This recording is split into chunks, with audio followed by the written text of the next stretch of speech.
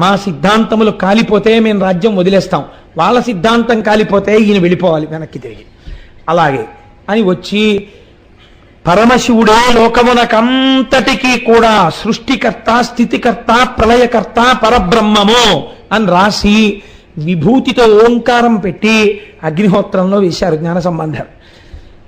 అన్యమతస్థులు కూడా వారి కాగితాన్ని వారి సిద్ధాంతాలతో వేశారు. ఉత్తర క్షణం అది బూడిదైపోయింది. ఈ కాగితం మాత్రం అగ్నిహోత్రం మీద పచ్చటి ఆకు కాలకుండా ఎలా ఉండిపోతుందో ఆకు అగ్ని మీద అలాగే ఉండిపోయింది. అప్పుడు రాజు పరవశించి జ్ఞాన సంబంధరి యొక్క పాదముల మీద పడ్డాడు. ఇది కూడా మేము అంగీకరించాం, జల పరీక్ష జరగాలన్నారు. వైఘై నదిలో మేము వేస్తాం, ఆయన్ని వేయమనండి అన్నారు.